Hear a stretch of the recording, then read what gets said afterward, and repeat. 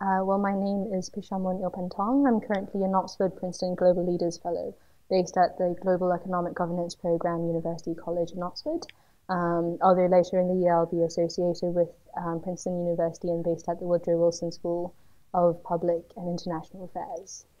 And so one of the greatest challenges to sustainable development, I mean, there are so many challenges, but one of the greatest, in my opinion, would be the challenge of actually mobilizing meaningful participation and engagement at multiple levels of governance. And in particular, mobilizing engagement at local levels and empowering civil society to actually take action on these very pressing issues. In terms of finding pathways toward which we can mitigate these challenges and ensure sustainable solutions to them, I would personally suggest three possible pathways. So the first is cultivating transnational advocacy networks. And while I'm aware that the notion of transnational advocacy networks is a very loaded term and a lot of people associate it with northern-based NGOs, it is in fact a growing phenomenon, I would argue, in parts of developing Asia, where you see civil society groups in China, in Thailand, in Burma even, actually taking action on a transnational level within the region. And a case in point here would be the Myitsone Dam and the activism surrounding that dam, which ultimately led to its very unprecedented suspension by the Burmese government. The second point or pathway that I would suggest is encouraging and disseminating practical knowledge. And this is to be done by both formal and non-formal education. And by non-formal education, I'm referring to here to training programs, for instance, that are, again, local, kind of community-centric. A key example would be Living River Siam's Thai Ban research program, which aims to build up the research tools for local communities and furnish them with methodological capacity to actually go out and monitor changes within their own local environments. And in so doing, what they're essentially managing, well, succeeding to foster within these communities is a sense of collective responsibility, and also the sense that these locals are not just passive bystanders in an unfolding environmental crisis, but they have a very key role to play in managing their local environment.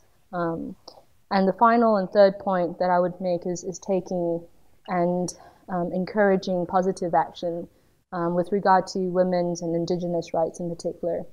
And by positive action, I'm particularly referring to here to programs, again, training programs, capacity building programs that are aimed, again, explicitly at women and indigenous populations.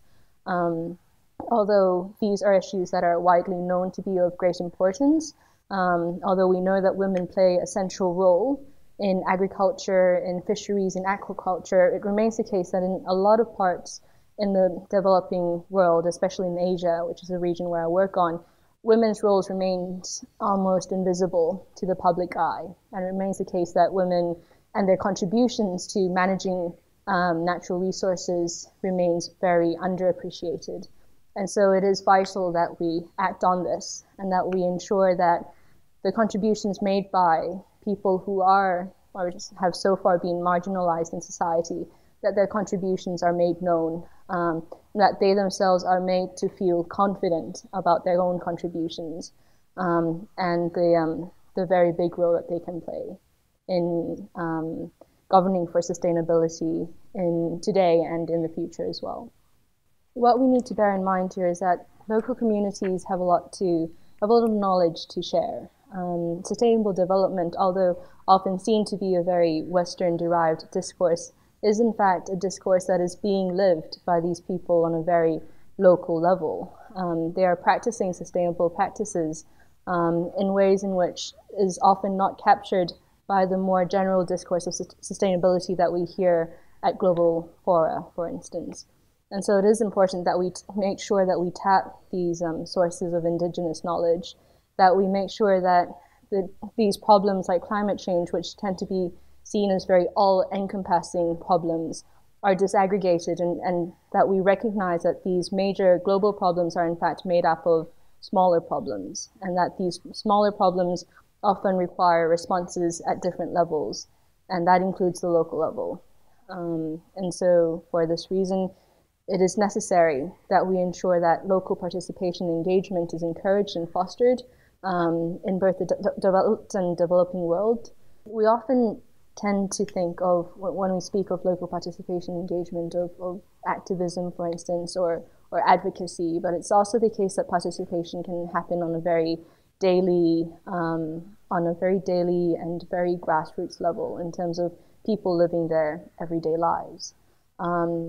We often think of sustainable development as being a very Western-centric discourse, and a discourse that proliferates almost exclusively at the global level.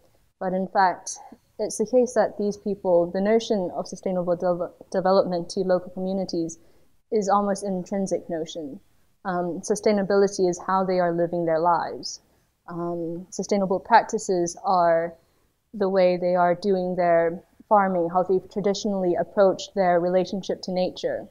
And so it is of utmost importance that we tap indigenous knowledge in this regard, and that we pay attention to their voices and to their ways of managing and coping with the environmental challenges that we see today. There are definite lessons to be learned, and we have to make sure that these lessons are learned not only at the global and regional or national levels, but equally at the local levels as well.